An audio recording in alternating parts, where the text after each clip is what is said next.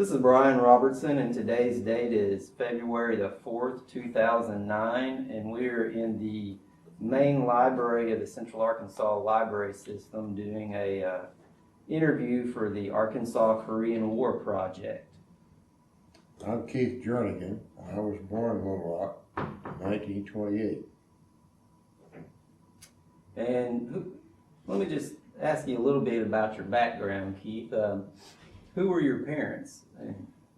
Charles and Alpha Jernigan. And my dad was born in Little Rock, and so was my mother. All right. And so you grew up here in Little Rock? Principally in Little Rock, also in Pine Bluff, briefly in Fort Smith, and earlier than that in Stuttgart. Moved around a little bit. Yes, we did. What did your dad do? Well, he worked for an automotive company called 555. And he was the manager of the station in Stuttgart. And that's how we happened to be living there when I was 1 year old. Unfortunately, the Depression came along and the company began to lose their facilities, and my dad lost his job, and the money they had in the bank folded. And then we began to move around. We moved from Stuttgart to Little Rock to Pine Bluff to Little Rock to Pine Bluff to Fort Smith and back to Little Rock again. And he finally landed in Pine Bluff, went in business for himself, did fairly well until he had a robbery. Goodness. And he lost his money again. We came back to Little Rock in the summer of '41. Okay. And my dad went to work for the Jacksonville Ordnance Plant for the government. Right. And worked there throughout the war. And consequently, I was able to stay at Little Rock and go to junior high, as well as senior high in one place. So I guess you probably followed once World War II started. You know, once the United States got involved in the war, I guess you kind of followed what was going on. Absolutely. Yeah. Further than that, we had a very good 5th grade teacher in Pine Bluff, and she was very interested in history. And I don't know whether it was sponsored by the school, but she had a radio, and she would turn this radio on in the classroom. Well, I guess once in the morning, once in the afternoon. I don't know whether she had preset or knew where the programs were coming through, but she had the thing set so that we could get newscasts. And it was fascinating to listen to what all the activities were at that time going on in Europe. And this would have been in '39, or maybe even as early as '38. Oh, yeah. Because I was in the 5th grade, so that would have been 38, '39. Yeah. Yeah. Because the 6th grade was 41. Yeah. That's Yeah. Right. Yeah. Germany invaded Poland September 39. September That's 1st, right. 39. Yeah. And I remember hearing the broadcast of going into Holland and into Belgium on that particular radio. Yeah. Wow. She was a very nice lady. Do you remember what her name was? Meade.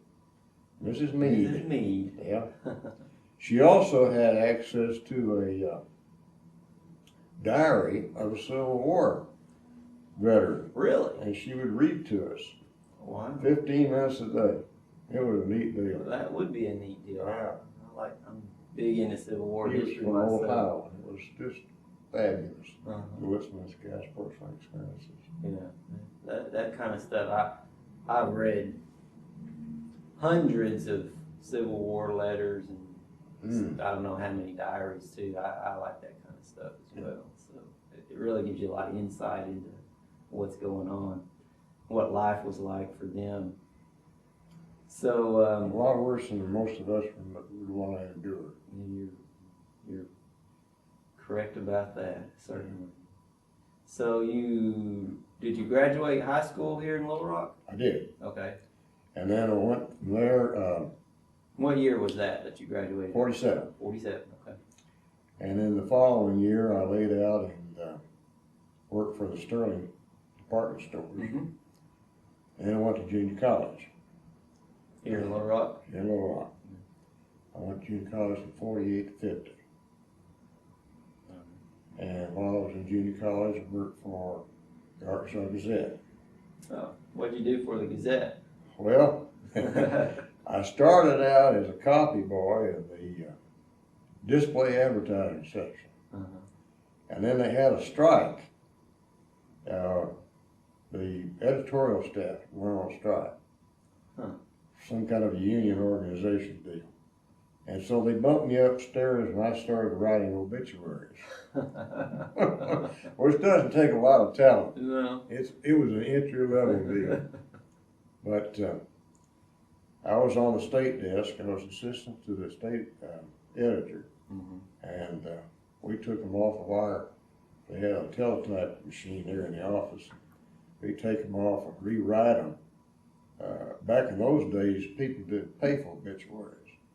They sent in what they wanted by way of the funeral home, and then it got rewritten to fit the space available in the paper. So we went by the old who, what, when, and where date, and kind of interesting. Yeah. Pay the bills. Well, Good sometimes experience. that's what you got to do. Yeah. Yeah. So, how did you end up in the military?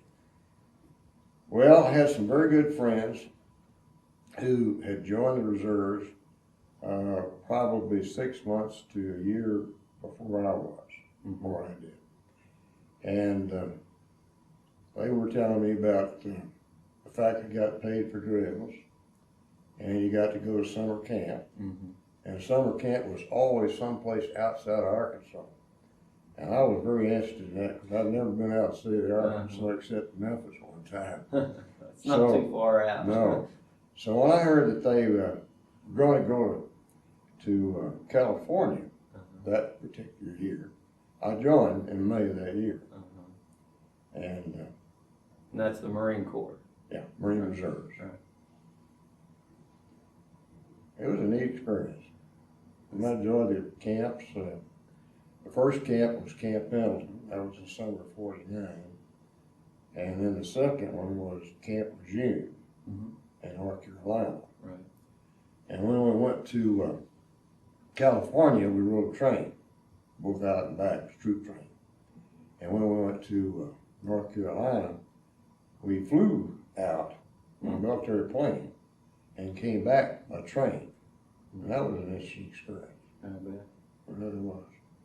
So what'd you think about for never leaving Arkansas, what'd you think of California and North Carolina? Well, I didn't like California. No trees. Yeah. People were nice, but the train was just like a desert, really. North Carolina was beautiful. Yeah. I really enjoyed that. It was very similar to what we had. Right. Yeah, it's real pretty country. Low hills, a lot of vegetation. Neat thing about Camp Lejeune was on the coast. So you're right on the Atlantic Ocean and then those bays and estuaries. It was very interesting. Yeah. I bet that would be It was a fun deal. Yeah, fun deal.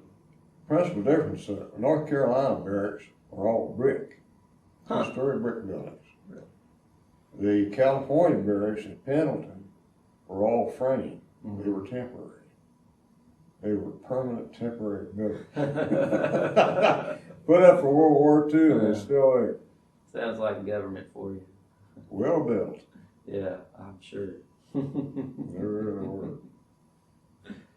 Well, so I was curious, if you were gone to these summer camps, you've been in the reserves.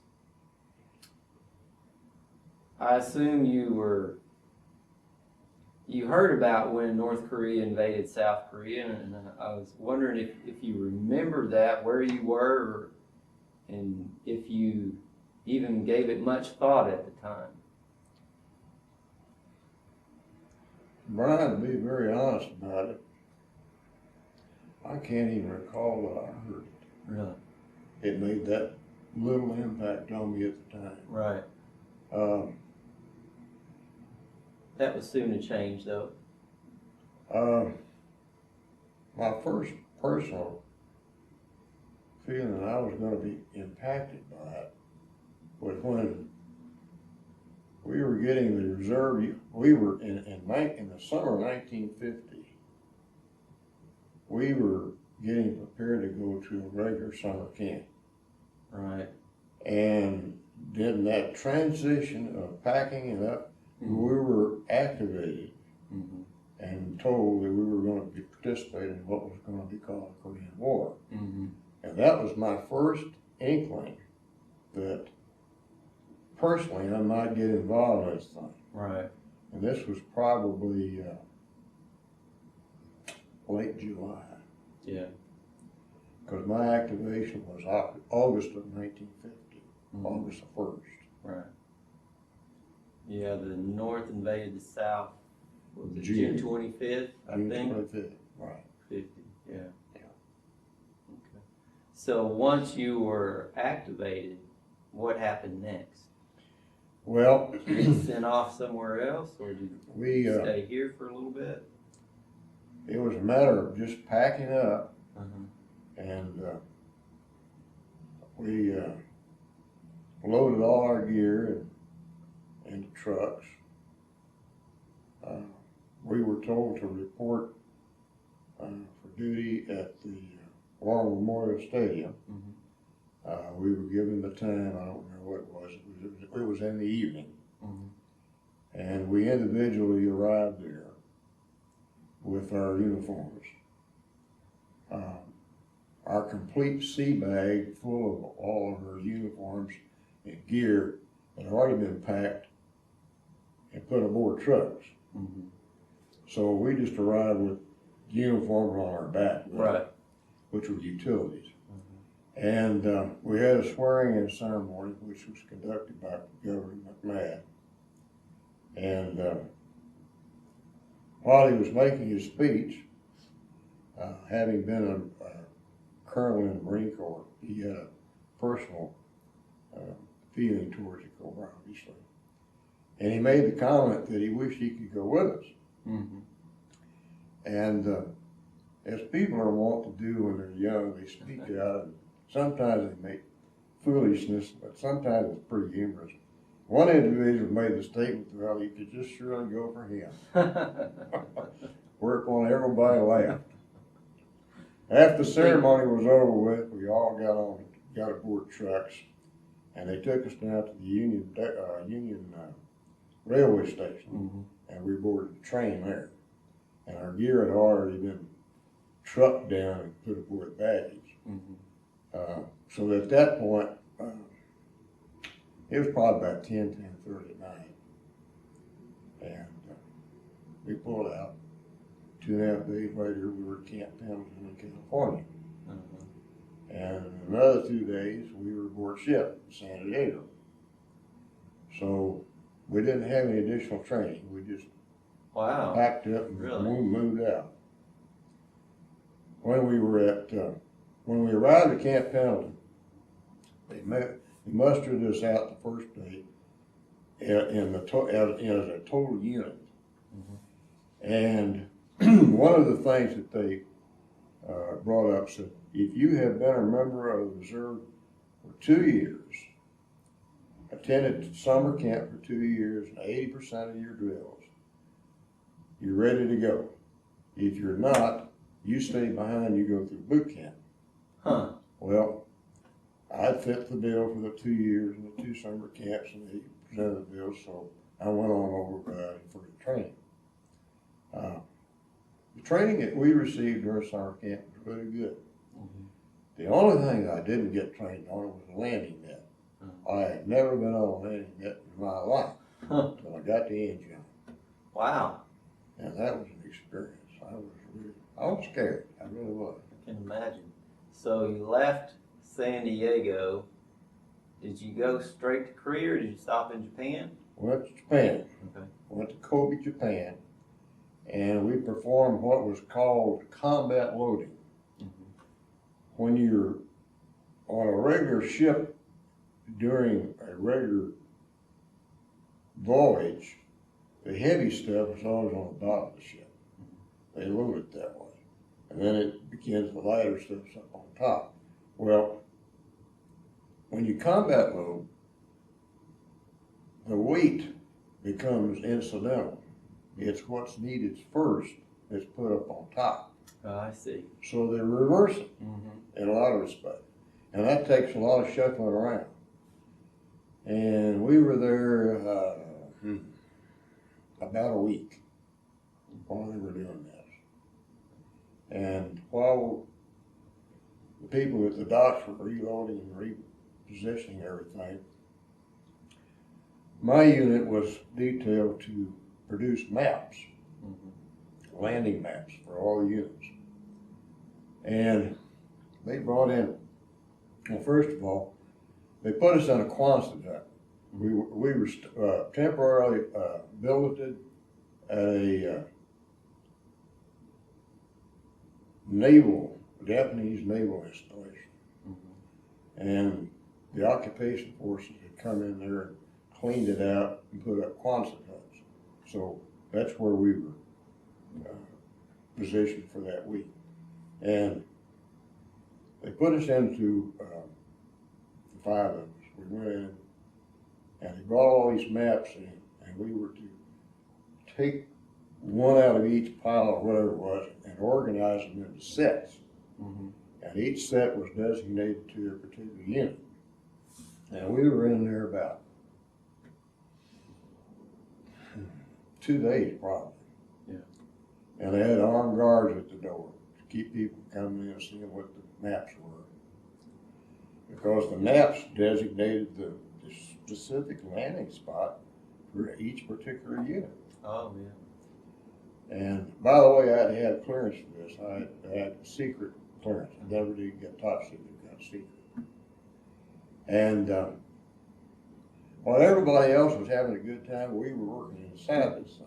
So we got one liberty and went into town, Kobe. I'll never forget it.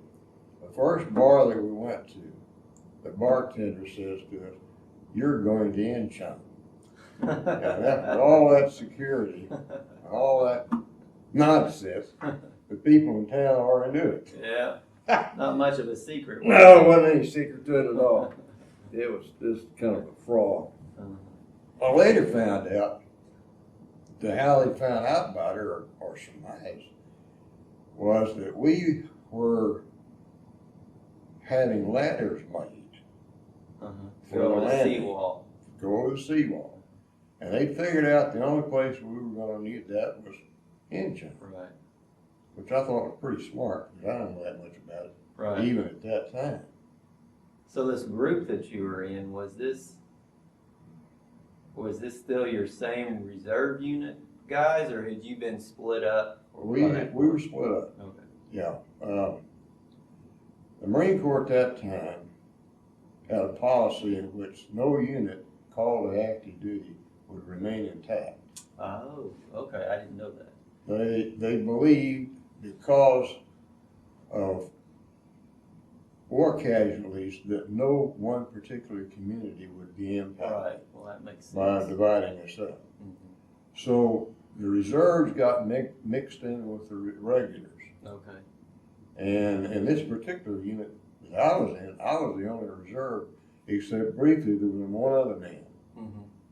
All the rest of the guys were regulars. Huh. And most of us never saw anybody for quite a while from that time on. Really? There was one friend of mine, J.C. Pierce, who was also in the headquarters company. He was in communication. And I would see him occasionally. That was the only other person I ever saw. Huh.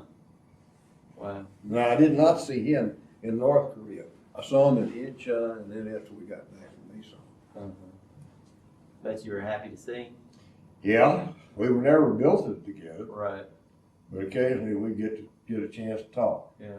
It'd be neat to see somebody from home, I'm Yeah, sure. sure would have been. So once, you're in Japan, you're at Kobe, you're doing this work with the maps. preparing for landing at Incheon. What happened next? Well, we boarded the ship and sailed from Kobe down the southern tip of Korea and backed up the western side. And we arrived on station the afternoon, late evening of the 14th of September.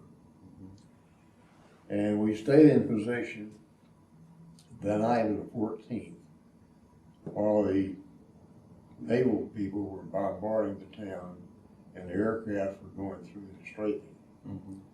And they did a really good job of it. Yeah. They really, really did a good job. Wasn't there also I've forgotten the name of it, but wasn't there an island? Walnut. Right, that's it. Yeah, that's where I landed. Okay. And I remember the night before there was a sergeant, and he was instructing us how to go over on the landing desk. And he said, you put your feet on the horizontals and you hang on to the verticals. Otherwise, somebody will step on your feet, or no, step on your hands. Yeah. And then also said that you be sure that your helmet is secure, because it could come off of you, and if it does, you'll lose it for sure. Yeah. Well, some fellow up above me lost his helmet and it hit mine. Ah. And that was the biggest whang on my, oh, it hurt my ears. And he lost his helmet. Meanwhile, the ship was swaying back and forth, and the landing craft was jumping up and down, and it was just back and forth. We were climbing down these things. Did you get seasick at all? No, never did. No. Got into the landing ship, boat. On the way down, my left wrist hit the edge of the LCI, broke my watch. They didn't have a watch the rest of the time I was over there. And got into the landing thing, and then of course they made the circles. And then they headed right straight to the shore. And the end fought down. And fortunately we were not in very deep water. It was maybe halfway up to your knees, about the deepest. But we had no trouble getting ashore. It was very, very good. I later found out that one of my personal friends from Little Rock, Charlie Dixon, who was in the Navy Reserve, and he was one of the operators of these LCIs. Oh, really? He was not the one that operated my particular one, but I talked to him after that. He's now deceased. But anyway, went ashore, went into Wammy, and began to move inland. And as we did, the North Koreans that had been hiding in the caves and then the culverts began popping up behind us. And that was kind of a concern. But it was daylight, and we could deal with it. Right. And we moved on into town. My first recollection of main streets of Incheon was we came around this building, and across the street on a building, are you familiar with what a Kilroy is? Okay. Somebody had drawn this Kilroy on this building. Well, Kilroy was here underneath it. And I'll never forget, I asked somebody, I said, how in the world did that get here? And the guy laughed, he said, that was left over from World War II. It's still there. So, yeah, that's funny. That is funny. But, so do you, outside of the Kilroy sign, do you remember having much in the way of an impression of Korea? I mean, that was your first experience in Korea. And I mean, as far as I don't know if you had any expectations about what you thought it would be like when you got there. Obviously, it's, you know, I guess you could say a whole nother world, but. I guess I thought it was going to be kind of like China. Mm-hmm. That's what I thought. And as we came in, I guess it was that night before, I remember asking one of the ship's crew about the odor that I just become That's aware where of. I was just getting to, because I've heard several guys talk about the smell. And he said, well, you're smelling the Orient. You can smell it 3 miles out. That's what he said. And it's kind of strong. Yeah, that's what I've heard. Yeah. It's like being next door to a stockyard. Except that it never goes away. You can't get away from it. But it was the part around Incheon had low hills. Had a lot of rice paddies, but the rice paddies were further inland. And Incheon itself at that time was probably about the size of maybe not metropolitan, the downtown area of Memphis. Okay. It's about that same size. And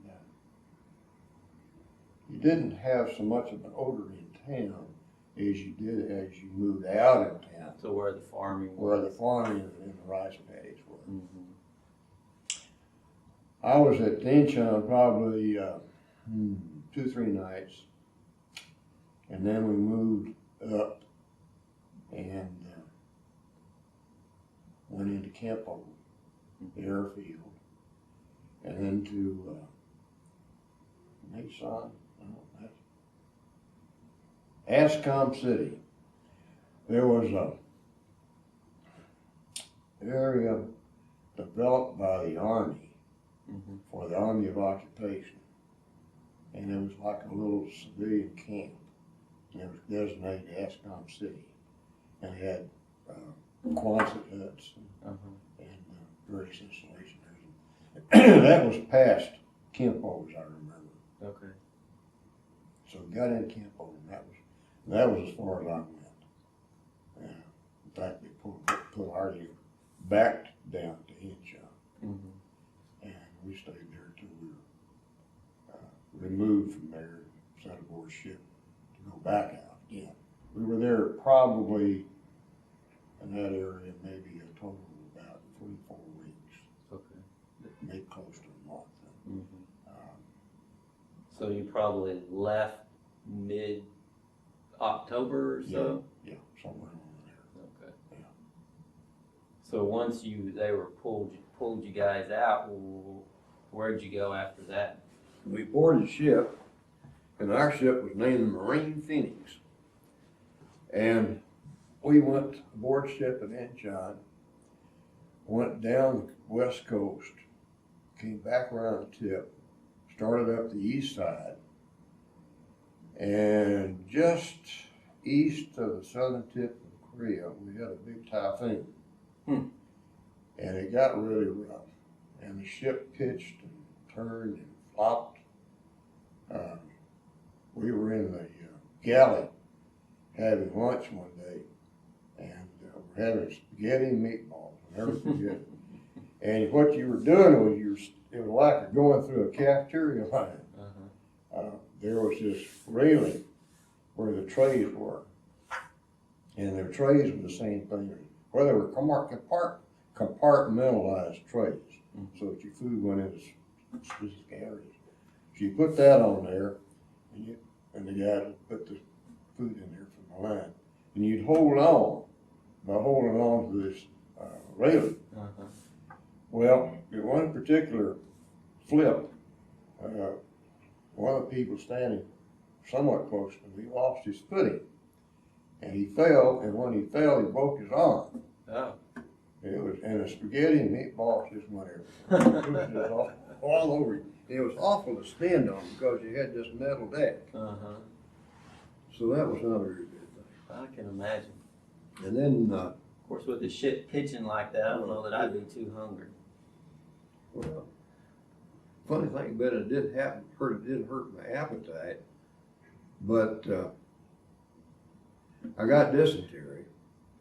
There was 750 cases of dysentery. I'll never forget that. I read that in a book since I've been back. And I was confined to sick bay. I had to have a fever, whatever it was, to be admitted. They put me in there. I was in there 2 days, got out. And while I was in there, someone stole my rifle and stole my camera and set of binoculars. So when I came out, I stole somebody else's rifle. I wasn't going to get off the ship without having a rifle. Right. Terrible, terrible. But as we went up the East Coast, we began to see the mines that the North Koreans had released from Wonsan. The currents at that particular point would run from north to south. So whatever they released in Wonsan would be coming right straight towards us as we went north. So they would call for volunteers, and whoever wanted to was permitted to come up on deck, and you could shoot at the mines and blow them up as you went by, and it was kind of like fun. Some of them had to have the ship's guns, because the rifles would detonate. Right. So did any ships end up hitting any of the mines? We lost 4 mine sweepers going into the harbor. We landed at Wonsan.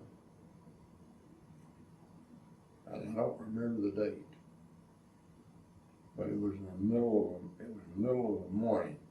It was what was referred to as an administrative landing, because you're not under fire. Right. The South Koreans, while we were, actually what happened, because of the mines, we were delayed. And we went back and forth while the minesweepers could clear the plat. Well, we lost several days.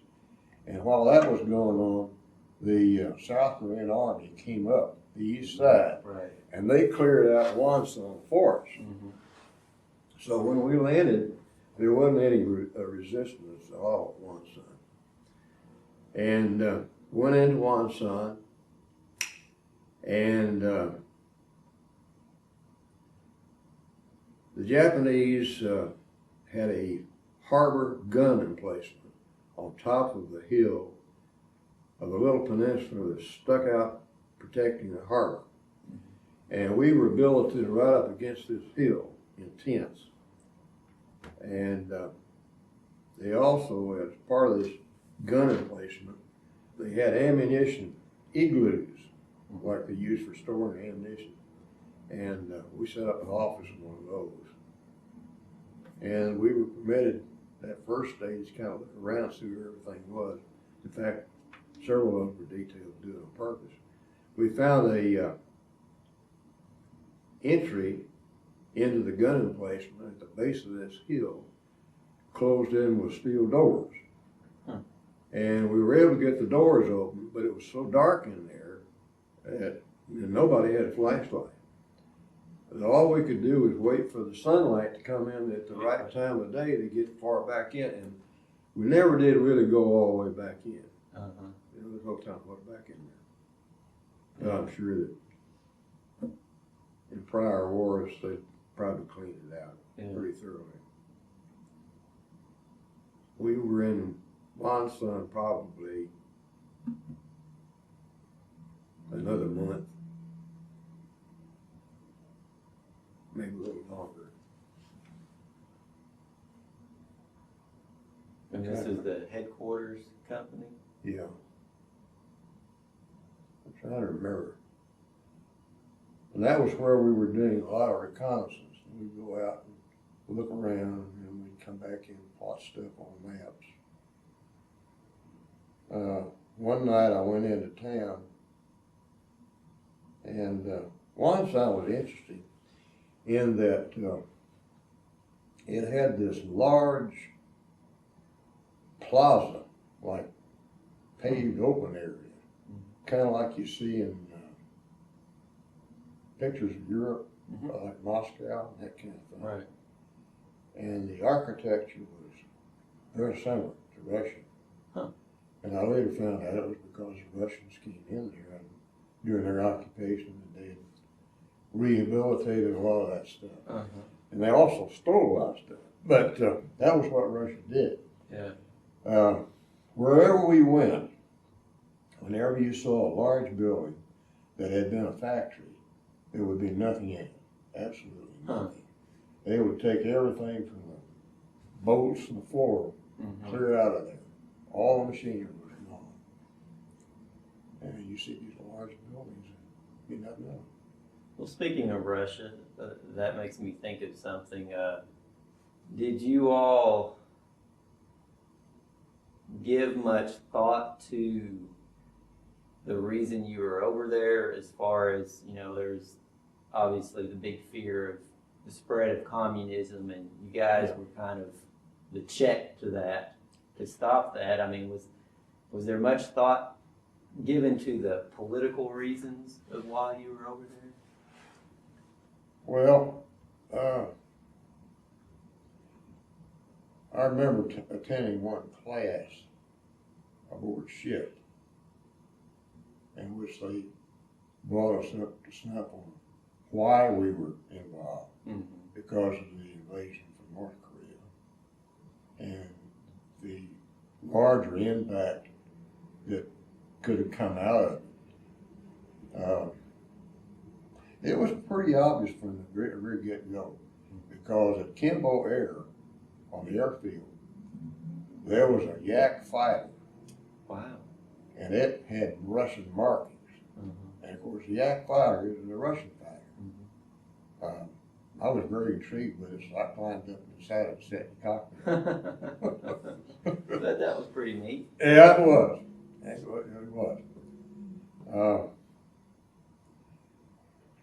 When you're young and you're in that kind of a situation, you're always going to look out for souvenirs. And I thought, well, there might be something on this plane I could take home. But I was not able to figure out any way to take anything apart. Off, yeah. But I did get a sword in it, John. Oh, really? We captured a warehouse in which there was a shipment of what I would call today R2C swords. There was a college in Incheon, and the students, when they were graduating, were given commissions in the Korean Army, not Korean, Japanese Army. And as part of the ceremonies, they were each given a sword. So those of us who were able to pull it off had a sword. And I carried the sword around, well, wherever I went. It was strapped to my back. So I went to North Korea, and I'll never forget it. The day before we were to disembark, some lieutenant came by and told me that was not an essential item, and we had no place for it, and that I was to dispose of it. Well, I'd carried that thing around a long time, and I was determined nobody else was going to have it. So I took it, jammed it into the ground, and I'll never forget, it was frozen.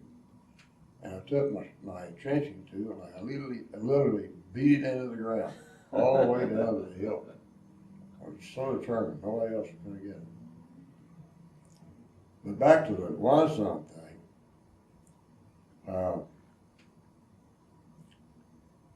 it was a very, South Korea was rural agricultural situation. North Korea was industrial. And because of that, there were distinct differences in the buildings, both in the public buildings as well as in the places where people lived. Right. Wonsan had these apartment buildings, like you see today, where people live, where you didn't see any apartment buildings in South Korea, none at all. So it was more urban environment, at least Yeah, North Korea was more industrialized. It had been set up that way by the Japanese. Mm-hmm. And I later found out it was because of the water sources. Hmm. There were more water sources, rivers and streams in North Korea. Right. And they were utilizing that for the power base. And that's why the factories were up there, because of the power. Right. Japanese also had a unique thing in which all of the workers lived on site. Huh. They provided housing Mm-hmm. for their workers, for every factory. There'd be a office building, and then there'd be a, what's the word for it? Dormitory. Dormitories. And I guess they're all male employees. We couldn't tell any difference. Huh. But that was the way they operated. And you found them everywhere you went. And because of all that, the architecture in North Korea was distinctly different and very foreign. Mm-hmm. It was also a steward. Uh-huh. It's just a big bank. Yeah. I got shot at real close in Warsaw. One of the times I was going in town with the Jeep. Uh-huh. Somebody was a sniper, I always thought, fired at me, came real close to me on the Jeep, and I jumped out and twisted my leg. And I had trouble with my leg for quite a while. Was the Jeep moving when you jumped out? Or did it stop? No, I stopped. Okay. Oh, so Got you down were, behind. you were driving? Yeah. Okay. Yeah.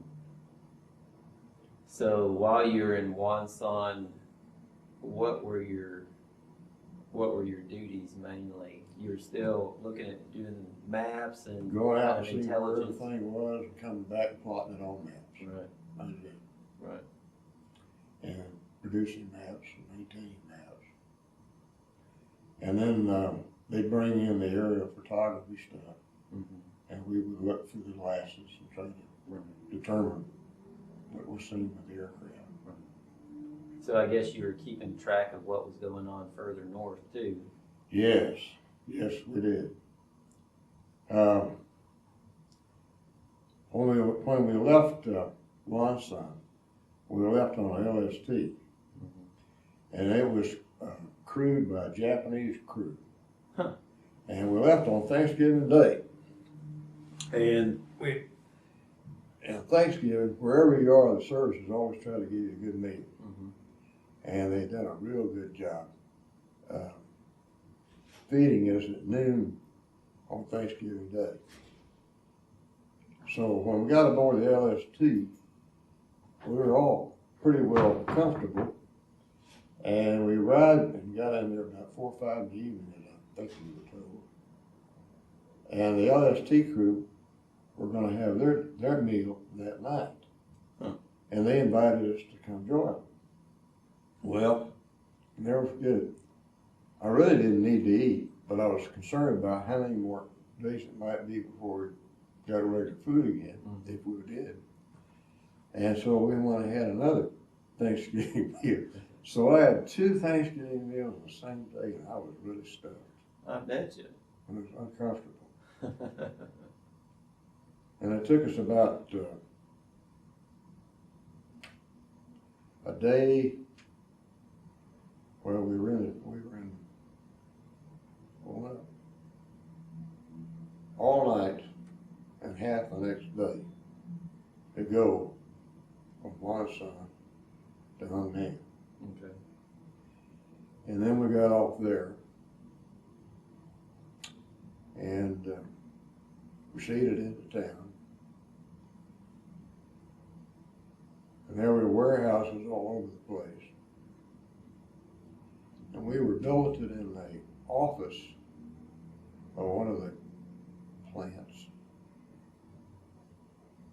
And one end of the building where we were had this big gaping hole in the wall. And somebody managed to find some wood and stuff. We covered up the hole. And we moved in. And we had a stove. And that was a real good thing. It was an oil stove. And we were warm inside there. imagine it was pretty cold. It was. At the time, no one had a thermometer and nobody told us how cold it really was, which was a good thing. Probably so. It was, from a morale standpoint. But I later found out it was 20 below most of the time. That's cold. So you got into Hungnam, were the 10th Corps, were they already pulling back by that point from the north? Probably they were. I mean, because that would have been, well, that would have been November sometime. Yeah. I think. Well, maybe not. Maybe not. Okay. Because the Marines were still on the advance Right. when we landed. Okay. They were still going all the way up to Udamney and Haggaroo and the reservoir. So that was before the Chinese Yeah. got involved. Yeah. We had been at Hungnam about a week when the Chinese units began showing up on our situation maps. And we had them plotted. We had the size of the units and the locations and where they were moving, and we could see them coming down from Manchuria to the Yalu. And there was some distinction as to why MacArthur really didn't agree or want to acknowledge the fact of their existence. I've often suspected that he knew they were there, but he didn't think that they would come across. Because we knew they were there. Right. And we could see their units, and we could see they were moving. They were moving south. But it came as a surprise because they would move at night and hide out and camouflage at day. And they didn't have any road equipment. It was all pack animals and people. So they weren't on the roads. They just weren't. Right. They could move across places that we didn't. Yeah. Although our tanks did a lot of good jobs. Well, speaking of MacArthur, do you have any personal opinions about MacArthur? Some people have some very negative views of MacArthur, and some people don't. So I was just curious if you had any thoughts of MacArthur and his, I guess you could say, his generalship. Well, I think he had a ability to achieve a lot of things with a minimum amount of manpower loss. That was one thing that I've always thought was extremely good. He was very much a prima donna. He kind of thought he was above everybody else, including the president. Yeah. But he had been sent into Japan with the orders to occupy the country, and they gave him carte blanche.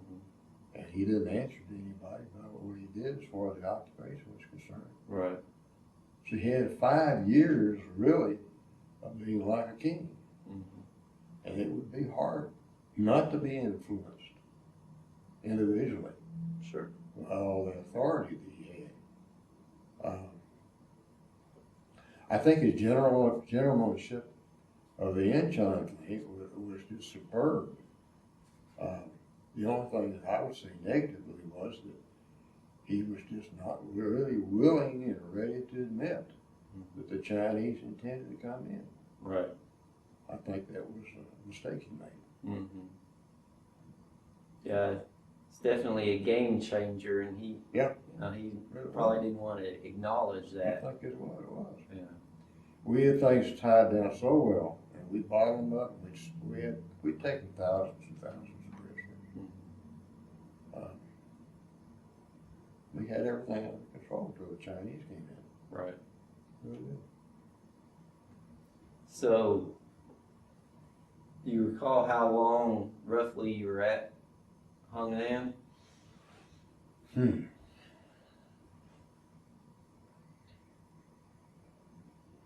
So I had to almost backtrack it. We just embarked out of there. We left North Korea on 24 December 1950.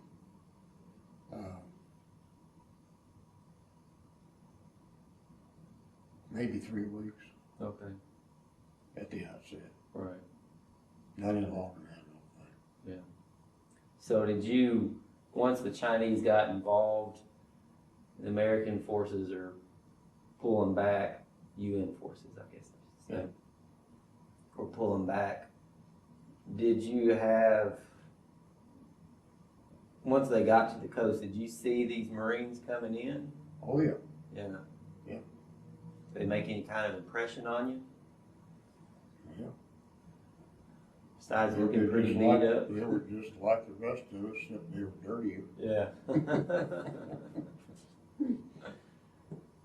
So once you evacuated from Hungnam, was it Hungnam that once they evacuated, they did the big bombardment, blowing up things? Yeah. Yeah. The Army had a demolition team, and they were set to blow all the cranes, the loading cranes at the docks. And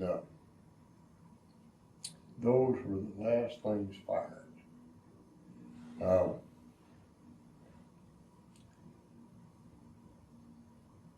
My buddy and I, Charles Russell, who was also in the same unit, we boarded the ship,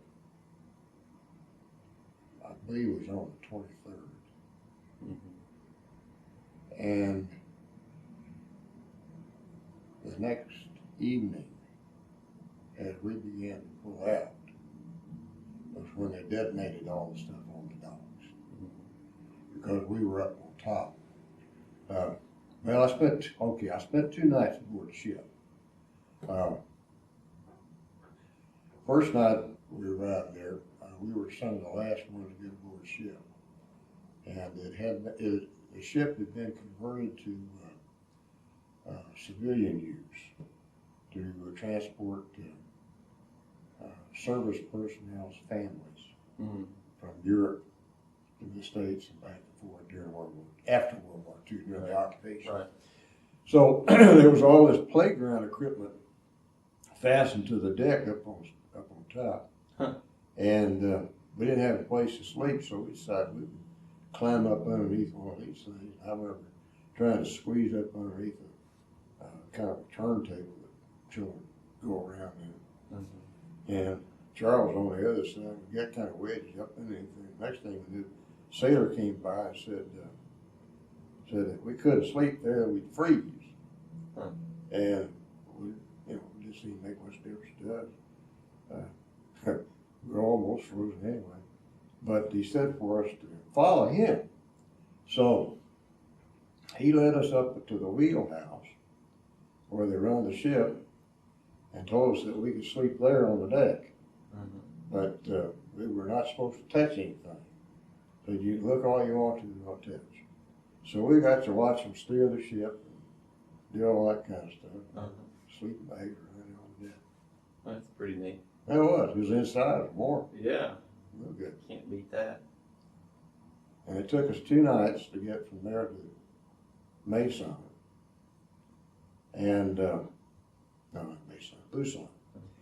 And the units at that point, all of the rifle units and all of the service groups were all scrambled up. Just like 2 or 3 guys together, and that was about it. So when we arrived at Busan, what they call the shore, there's a name for it. The guys in charge of the harbor. Oh, There's a name. Harbor Master? Harbor Master, yeah. And made signs. And he posted them on the pier. For each unit had a designation. So you went to their sign, and that's where you got yourself all put together again. And while we were milling around all this stuff, there was two lamps off to one side. One of them was a Red Cross, and the other one was the Salvation Army. And they were giving out free donuts and coffee, well, the Salvation Army was. And everybody was over there. And Red Cross was over here, hardly anybody there, so a couple of us went over there because we get through faster. Well, we found out why. The Red Cross was charging. The Salvation Army was giving it away. Oh, huh. So No wonder that line was short. That's the reason why it was short. And then we got ourselves all put together, and over the trucks, went over to Mason, and somebody selected this bank. So we moved into this bank and set up an office and headquarters in the bank. Well, before we get too far in Mason, let's take a little break here just for a minute, and we'll stop. Okay, we're back with Keith Jernigan talking about his Korean War experiences.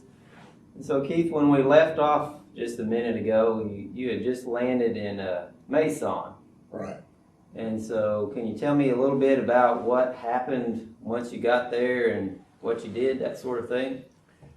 Well, the 1st Marine Division went into rest camp, the entire division at Mason. And the entire division stayed there for 30 days in what was referred to as rest camp, which really means that you have no duties. You just sleep as much as you want to or go around and do whatever you want to do. Nothing is expected of you. Yeah. It was a rehabilitation period in which we got reinforcements, we got new equipment, we got new clothing. We're totally revamped because we sustained a lot of losses. Yeah. We had hunting parties. We'd go out and go hunting. I went on one on a deer hunt, and the little Korean deer are little short things. They're about the size of a big dog, but they have tusks on their lower jaws because they grew up in the soil for food rather than like our deer do here. And when you shoot one, you don't really have much. But they were rather plentiful because the Koreans were not permitted to have any weapons by the Japanese. So there was a lot of wildlife. And that was one of the things kind of interesting. Didn't go fishing. Of course, we weren't close to any streams at that point. Right. But for 30 days, we just sort of did our own thing, went around. That was a period in which I took pictures. I didn't have a camera in North Korea. I had a camera around the Incheon area, which was stolen. And then I had my parents ship me another one, so I made some pictures in the Mason area, principally during the rest period. And we were building it in the bank.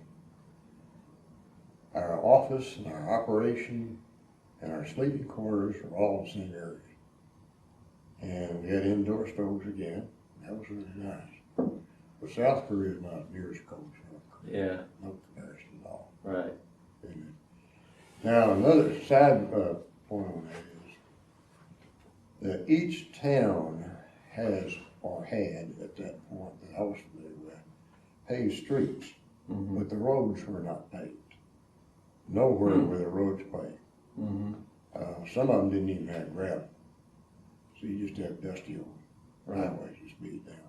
So when you were in town, it was more of an urban setting. Yeah. Did you ever have much in the way of interaction with civilians? Yes, we did. One of our side duties was to interrogate suspected infiltrators. Now, how we discerned that they were suspected, I don't remember. I know one of the things we had to deal with was female South Koreans with laundry bags on top of their heads, in which they would hide grenades. And they set the grenade, they were setting the laundry bag down, and that's when you knew you had a problem.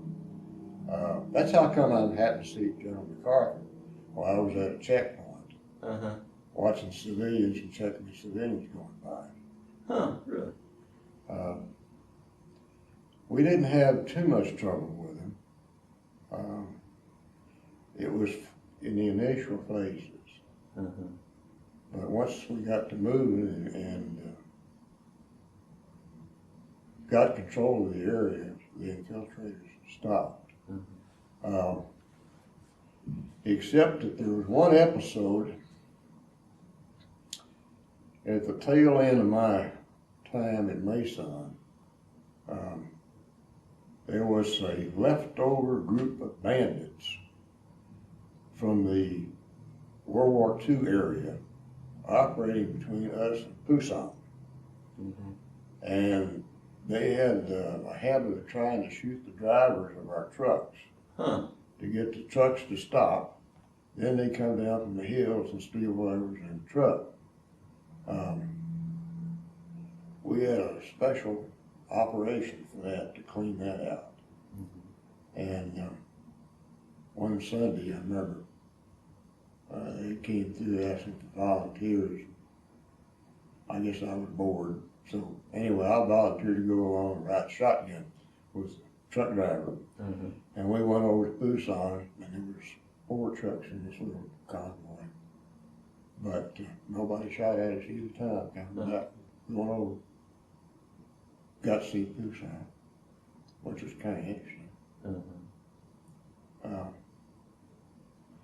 The bank that we were in Mason had a kind of unique history. It had been built by the Japanese as a tax collection center, rather than as a bank as you and I would be familiar with. Right. People came to pay their taxes there. The bank president lived in a house out back with his family, and I got to know him pretty well.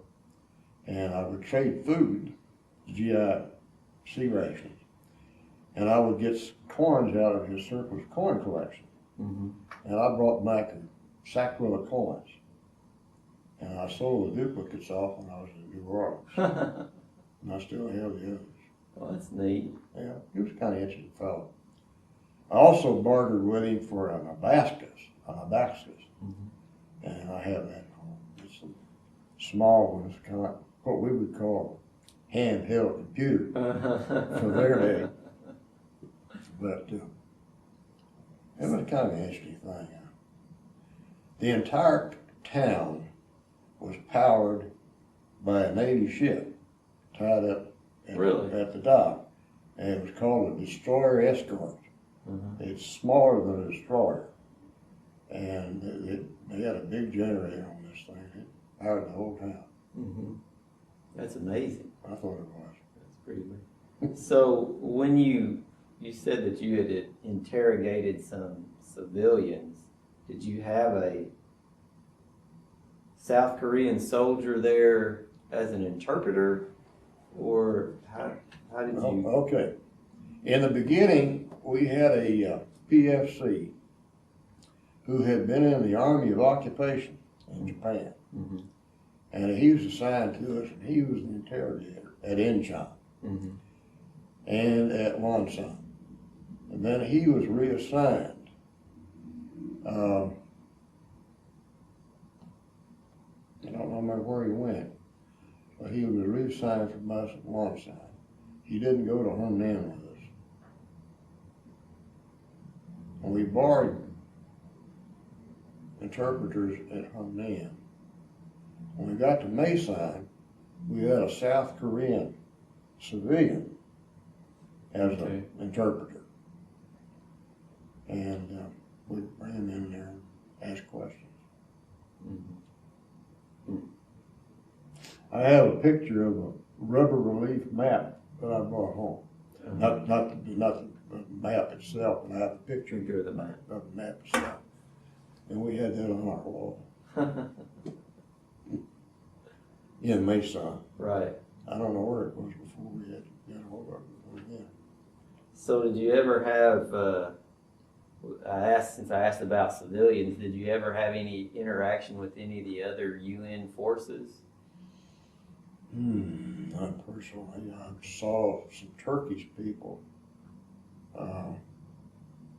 off at a distance, but I never had any conversations with them. Okay. I saw a couple of British guys once, but generally speaking, we were just sort of off by ourselves. Right. Yeah, that's what I did. So what rank were you? You were I went in as a point. PFC and came out sergeant. Okay. So you were promoted while you were over there?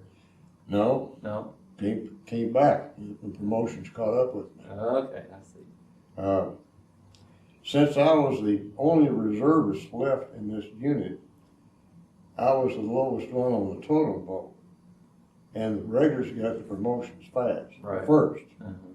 which is to be expected. Sure. They were career guys, I wasn't. So I made corporal in Camden, and I made sergeant in New Orleans. So how long were you in Mason? You said the unit went back. I guess that was the whole Marine Division. Yeah. 1st Marine Division. Yeah. Well, I'd say January, February, March, probably 3 months. Okay. It's I have 4 months of combat time and 4 months otherwise. Mm. So I might have been at Mason 4 months. Okay. So how did you spend most of your time when you were there? In Mason? Yes. Well, it was really boring. There wasn't much to do. Maintain the maps, maintain loadout, and maintain contact with the other units. That was about it. Just didn't really do much. Yeah. It was really boring. Did you keep in touch with home much?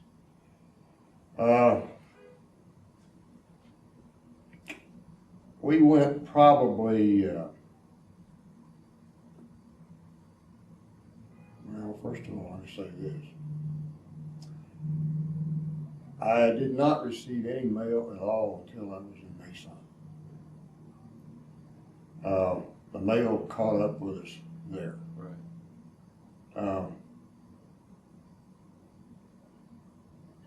It would take about 2 weeks for a letter to go and come back with an answer. Mm-hmm. 1 week in and 1 week out. My dad wrote to me quite regularly. My mother didn't because of her health. But the mail service in Mason was good. Mm-hmm. But we had no mail service at all for the rest of the time. Really? And Paymaster didn't come around until we got to Mason. Mm-hmm. And it really didn't make any difference because there wasn't a place to spend the money. Exactly. And most people had allotments made out where their money went automatically to somebody. Right. And I made mine out to my parents so that they could put it in the bank for me. They'd open up a savings account for me. So. Oh, that was another thing. As soon as you got to Japan, you turned in all your cash. Huh. And they issued military script. Okay. Because the real money was more valuable, and they didn't want it getting in the communist hands.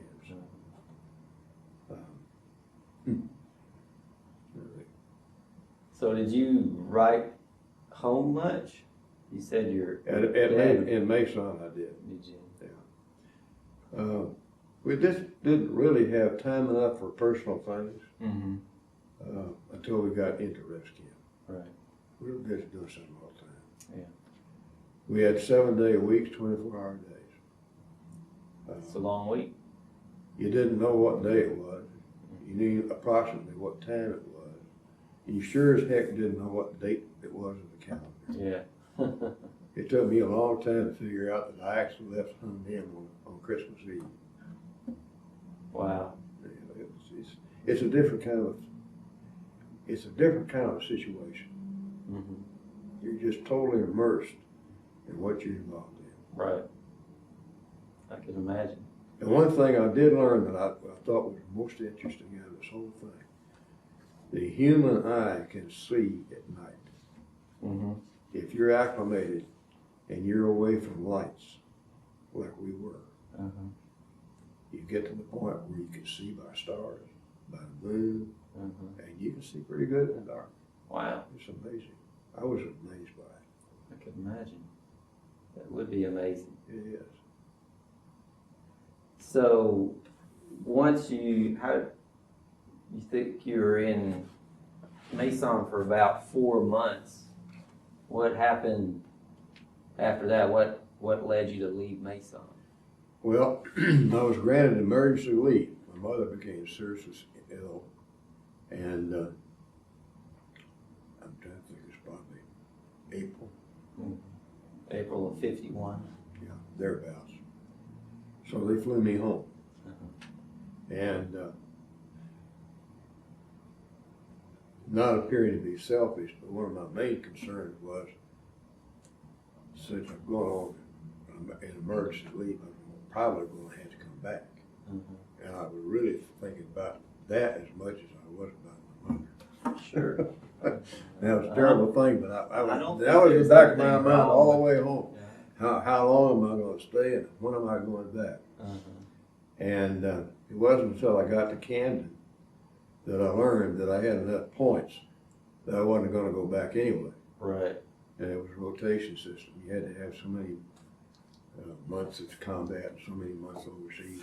By the way, we got combat pay in those days. They probably do today, and I just don't know about it. But it was by rank. Yeah. And after I was discharged from active duty, I got a check for 4 months. Oh, that was a lot of money. I bet. $45 a month by 4. That's a pretty good deal. So anyway, they flew me back to Tokyo from Busan, and went by way of Midway and Honolulu, changed plane at Honolulu, went to Treasure Isle, San Francisco, and a group of us fellows decided that we didn't want to wait for civilian transportation, so we chartered a plane. Wow. And the plane went from San Francisco to Boston, and we all paid the same amount of money. We just got off where we wanted to get off. And I got off Kansas City, took a commercial plane, came into Little Rock, and it was night when I arrived. And very warm, what I thought. Of course, everything was warm at that point. Right. But one of the most interesting things, my first reaction was, all these people doing their own thing, not impacted by the war at all, not aware of what's going on, and many of them don't care. Yeah. We didn't have a reception. We did not have a return reception, because each one of us came home individually. And we received whatever our families did or did not do. So did you have what was the reaction you got from friends or family? They were glad I was home. Yeah. I was glad to be home. I had an emergency leave for 30 days, and then I was assigned to the Naval Ammunition Depot called Shoemaker at Camden, Arkansas. And they assigned me to the administration. I was in the First Sergeant's office. And I was stationed there from about May till about September. The Marine Corps had a shortage of people, and they needed more replacements for Korea. So they deactivated the Marine Corps 2 company cars that they had there. and they were replaced by civilian personnel, Murder's Detective Agency. And we were all reassigned, and I was transferred to New Orleans and assigned as Section Chief of the Public Information Office. And that's where I was when I was released back to duty. So do you have any lasting impressions of your time in Korea? Anything that, when you think about that time in your life, that immediately comes to mind? I don't know, thoughts or feelings or experiences, anything like that? Smells.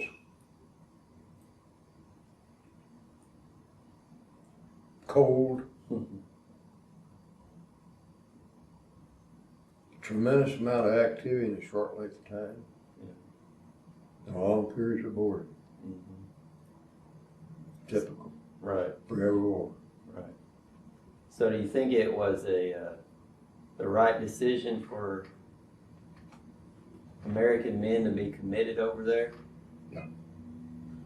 I do. I think it was the right thing to do. And we would have had a unified Korea had it not been for the intervention of the Chinese. But there was just too many of them. Right. We were outnumbered probably as much as 10 to 1, maybe more. Right. Well, speaking of the Chinese, there was, this kind of, I guess, gets into some what ifs. Yeah. There was talk at different points in the war of taking the war to the Chinese, as in the Chinese mainland. And then even there was some discussion of using the bomb on them. Do you have any thoughts or feelings about that, whether that would have been a good or bad idea, or I don't know, just any of your opinions on that?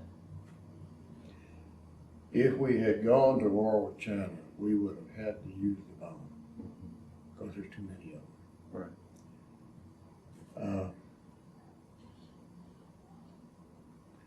I think Russia would have come in. Russian pilots were already in. The Russians were piloting the planes. I think we probably would have found ourselves in a war that we would not have been able to win. Probably right. Chiang Kai-shek was on the verge of allowing some of his troops, but he didn't have enough manpower. I think he probably had maybe 500,000 troops at the outset. And you're looking at a Chinese unit is hundreds of thousands of people. It's just amazing. I mean, and the loss of life to them was nothing. Right. The first 3 waves that would attack us would have weapons. The next 2 waves would not. They were expected to pick up the weapons of the guys that fell in front of them. And they did. Yeah. And when you have a mentality like that, it's pretty hard to overcome. Yeah. They also were suspected of using germ warfare. There were reports that they had bubonic plague ready to release on us. And I remember being inoculated for it. Really? So I'm immune to the black plague. I don't know. I don't know whether it lasts that long or not. But they did give us shots for it. We had shots for everything. Yeah. So once you got back to the States, you went to Camden, then to New Orleans, and then you were finally discharged. What did you do once you got out of the military? Come back home, I guess? Yeah. Returned right direct to Little Rock. And of course, in those days, the employer was obligated to re-employ you. And I'd been working for the Gazette. And so I went to check in with my old boss. I soon found out that there wasn't much there. And the pay wasn't really all that good. The Gazette was a great place to work, but the pay wasn't. And my dad found me a job down at Pine Bluff Arsenal. Mm-hmm. And I went to work there. And worked there until I went to Fayetteville to finish up in college. Interesting thing about the Pine Bluff Arsenal, I was making twice as much money as I had been for the museum. Huh. Wow. The difference was I was putting in 5 10-hour days at the Arsenal versus 40 hours for the museum. But made a lot of difference. So you went to school up at Fayetteville. Was that on the GI Bill? Yes, surely did. And it was interesting, when I was released, I went to work for Blah Knox, which is a subcontractor down there at Pine Bluff Arsenal. The GI Bill for the Korean veterans had not been established. The only GI Bill going was for the veterans of World War II. Mm-hmm. And that was enacted while I was working at the Arsenal. Huh. So it worked out just in time. It did. That was good timing for you. Yeah. I remember they telling us that we should show up at school, at college, with enough money to last 2 months. Because it'd take you that long before you get your first check. Mm-hmm. So they were always running behind. So in the summertime of the following year, you were still getting checks, which you should save because you're going to need them in the fall. Right. And they would pay you for the 9 months that you were there, not during the summer, Right. unless you were enrolled as a full-time student. Mm-hmm. We got $115 a month for everything. We were not like the World War II guys.